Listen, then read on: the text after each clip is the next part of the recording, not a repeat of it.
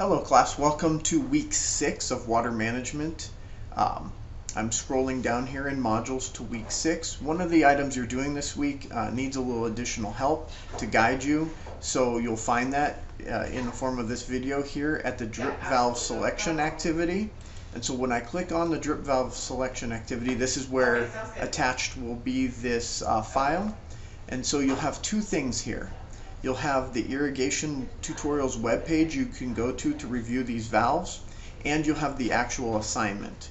When I click on the assignment here, you'll also see this tutorials listed. You can go through number 1 through 5. It's pretty straightforward. You're just choosing a valve and evaluating it, but you have to choose a valve that has performance data so that you can answer the following questions.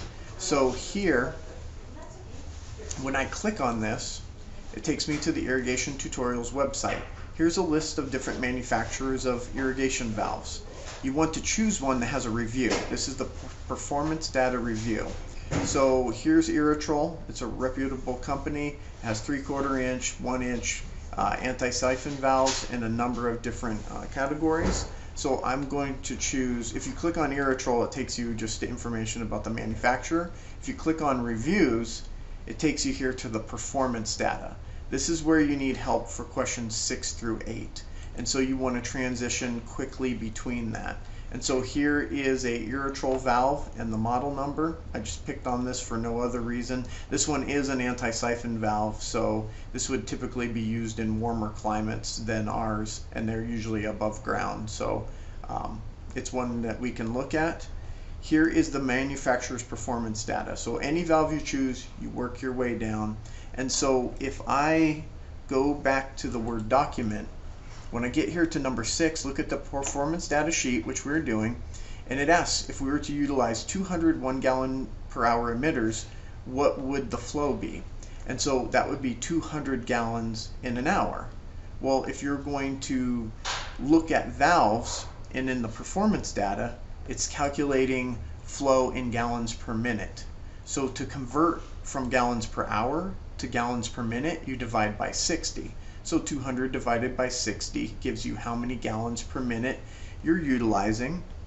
And when you go back to this website, you're going to find that number somewhere in between here. And so what this shows you is if you're using a 3/4 inch or a 1 inch valve, the pressure loss as the water moves through that valve, you're just calculating pressure loss. And the interesting thing is on a sprinkler system, which we'll talk about later in the semester, sprinklers work very well under pressure. The more pressure, the more throw, the more gallons of water can flow through your system. Drip systems work under low pressure. It's a slow dripping of water over a long period of time, and so that's why flow is expressed in gallons per hour as opposed to gallons per minute. So if this valve is utilizing 10 gallons per minute, that's 600 gallons per hour. 10 gallons per minute times 60 is 600 gallons per hour. So that takes us to some of our next questions. And so again, the chart shows you what the pressure loss would be. And that's just for design's sake. And I'm also just telling you that in drip systems, we add a pressure regulator to reduce that pressure anyways. If you are starting with a low pressure system and you're reducing the pressure through the valve, then that could be a design effect. However, if you look back, going back to this for just a second, and you look at the performance data, as you start to exceed 30 gallons per minute, it's not recommending the 3/4 inch valve. You have to move up to the 1 inch valve because it starts to go outside of the performance data for that. And so this is clearly, you want to use the valve that's sized appropriately to your system. So you have an inlet size, and then you have the valve size, and then you have how many gallons you're using on the other end, which helps you determine how much water can flow through and how the valve is designed to work. If you only have a couple of plants, it's not even within the performance data where it would work. So you have to be creative and come up with something else. If you're using a 1 inch valve, or in some cases larger 2 inch, 3 inch valves that are used in larger situations, but you're only using it for 5 gallons per minute, then it's overkill and you're spending a lot more money for an oversized valve.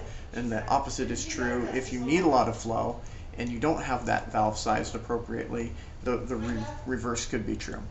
So when you work your way down, I'm asking you some other questions about drip emitters. Drip emitters are easy to calculate and convert from gallons per hour to gallons per minute. Then I ask you, if you have a lot of gallons per hour, what options do you have? Obviously, if you've exceeded the design capabilities for flow for the entire area, you have to zone and split, so you would have multiple valves to utilize. We already talked about it in class. You would also use multiple valves depending on the frequency and duration of the need of those plants, and so you have many factors lined up. And then at the end, only a couple of plants to water. You get to choose what you would do, because just a few plants on drip, the valve's not going to open and function correctly, and it's not recommended to use. So you again would have to be creative. I hope this helps for answerings number 6 through 8, and we'll see you in class. Thank you.